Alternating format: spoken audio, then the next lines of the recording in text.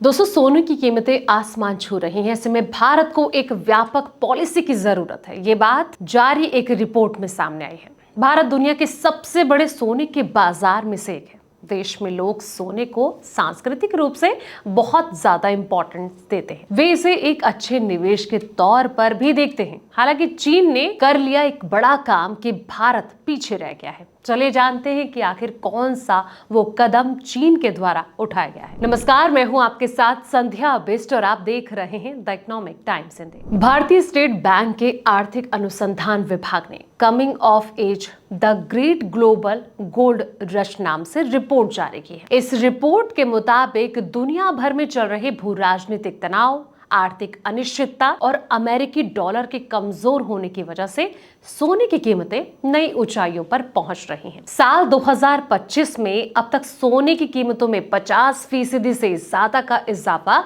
देखने को मिला है। वहीं आपको बता दें कि अक्टूबर में कुछ दिनों के लिए सोने की कीमत $4000 प्रति औंस से नीचे चली गई थी, लेकिन नवंबर में ये फिर से $4000 प्रति औंस के पार निकल गई है। रिपोर्ट में ये भी बताया गया है कि भारत में सोने की घरेलू सप्लाई कुल सोने की जरूरत का बहुत छोटा हिस्सा ही पूरा कर पाती है। वहीं गोल्ड काउंसिल के अनुमान के अनुसार 2024 में भारत की कुल सोने की जो सप्लाई है, इसमें आयात का हिस्सा लगभग 86% रहेगा। बता दें कि भारत सोने के प्रति अपने गहरे सांस्कृतिक लगाव, निवेश की चाहत और महंगाई से बचने, सुरक्षित निवेश जैसे आर्थिक कारणों से सोने के सबसे बड़े बाजार में से एक बना हुआ है। 2024 में भारत में सोने की कुल मांग बढ़कर 802.8 टन हो गई। ये दुनिया की कुल सोने की मांग का 26% है। इस मांग के साथ भारत चीन के बाद सोने की खपत के मामले में दूसरे स्थान पर आ गया। चीन की सोने की उपभोक्ता मांग जो है 815.4 टन थी। एसबीआई की रिपोर्ट में यह कहा गया है कि चीन की सोने को लेकर एक राष्ट्रीय नीति है। इसका एक खास मकसद है।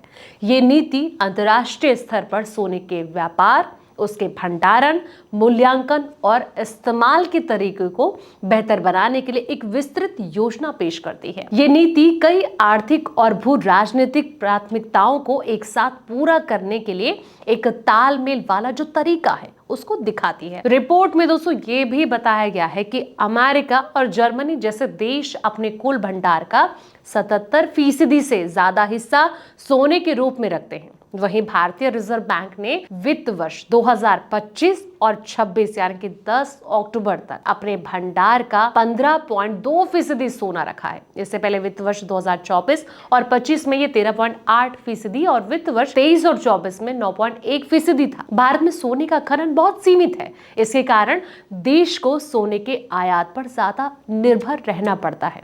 वित्त वर्ष 2024 और 25 के दौरान भारत में सिर्फ 1627 किलोग्राम सोने का खनन हुआ। ये दिखाता है कि सोने की मांग को पूरा करने के लिए आयात कितना ज्यादा जरूरी है। इन सब बातों को देखते हुए सोने की बढ़ती कीमतें और भारत में सोने पर डिपेंडेंसी जो है वो देखते हुए एक मजबूत और व्यापक राष्ट्रीय नीति की तत्काल जरूरत है। ये नीति न केवल देश की आर्थिक स्थिरता को मजबूत करेगी, बल्कि सोने के व्यापार और उसके इस्तेमाल को भी बेहतर दिशा देगी।